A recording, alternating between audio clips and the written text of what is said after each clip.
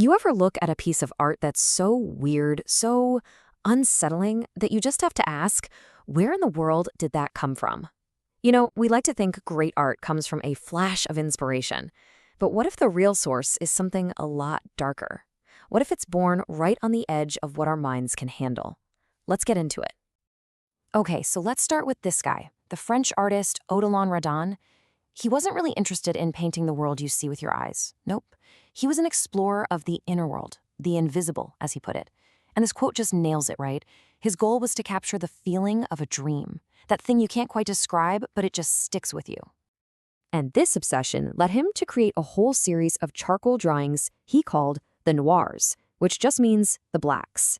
And in this foggy, dreamlike world, you find things that, well, they just shouldn't exist. Things like a spider with a full-on human face smiling at you from the shadows. And it didn't stop there. His collection of strange creatures just kept growing. He gave us weeping spiders, and their sadness is just so unsettling, it almost feels like it's floating in that charcoal haze. These aren't just spooky doodles, they feel like they literally crawled out of a half-forgotten nightmare. And then you've got swamp flowers with human heads, or these giant disembodied eyeballs just hanging out in the sky. I mean, these are improbable beings, totally living by their own weird logic. So you have to ask the question, where did Redon get this stuff? So are we just looking at monsters here? Well, his friend, the painter Paul Gauguin, he didn't think so.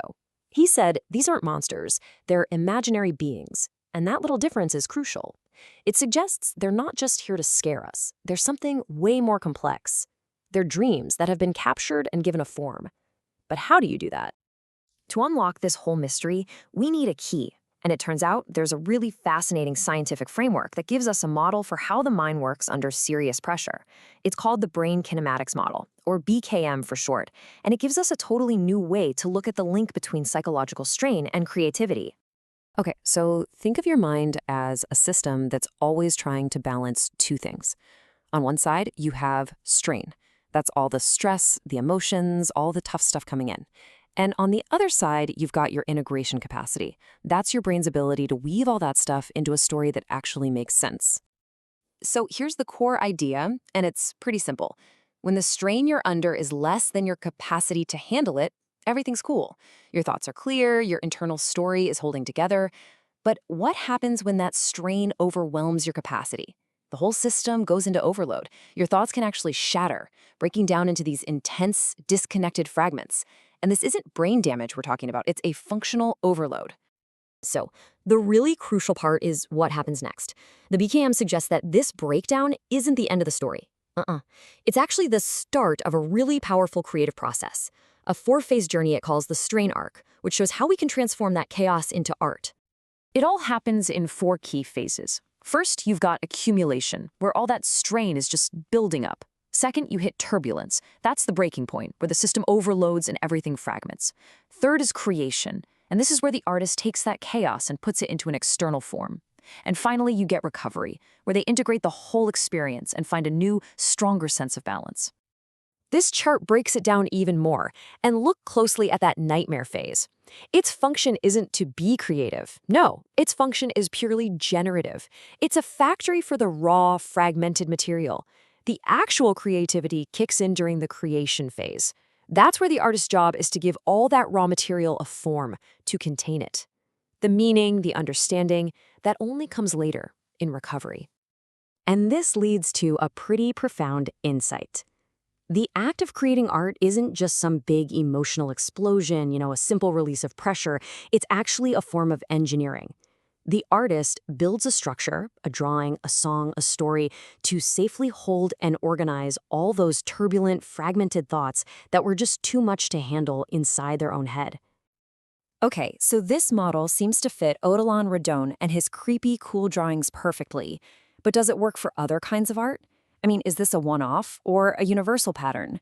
To really put it to the test, let's step out of the art gallery and into the concert hall. For our next case, we're going to turn to the life and work of Kayhan Kalhor. He's a Grammy-winning Iranian composer and an absolute master of the kamanche, which is this incredible spiked fiddle. Kalhor's life story is one of just immense strain. He was a prodigy who had to leave his home country all alone as a teenager. And then later, he suffered an unimaginable tragedy, losing his parents and his brother in a single missile attack during the Iran-Iraq War. I mean, that is a profound, overwhelming level of strain. Now, if the BKM model is right, his music shouldn't sound like a chaotic explosion of grief. And guess what? It doesn't.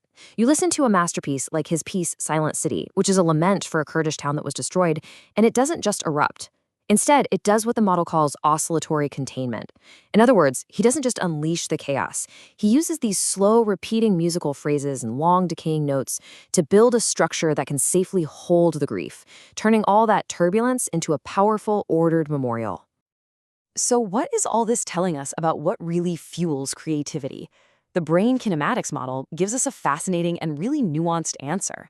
It's not the pain itself that's creative. See, nightmares and that raw feeling of trauma, they're generative. They produce all this novel, super compressed imagery and feeling, but they have very low coherence. They just don't make sense. Creation, on the other hand, is integrative. It takes all that raw material and binds it into a form, a structure that has high coherence, something that can be understood. So this gives us a simple but really powerful formula for the whole process.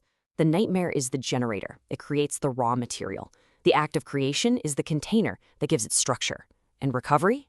That's the final synthesis, where we're able to find meaning in the whole thing. And what's really kind of mind-bending is that this pattern, fragment, then form, then balance, it might just be universal. Think about it. In science, a crisis caused by some weird anomaly leads to a brand new theory. In philosophy, an existential crisis can lead to building a whole new system of thought. This model might actually be describing the fundamental rhythm of innovation itself. So, in the end, this model suggests that the most profound masterworks don't just come from a simple burst of emotion. They come from the difficult, absolutely brilliant work of inventing new ways to find balance when all the old ways have completely fallen apart. And that leaves us with one last provocative thought. We all face strain. We all have moments of chaos in our own lives. So the question isn't how to avoid it. The real question is, when you're faced with fragments, what new architectures of balance can you, yourself, create?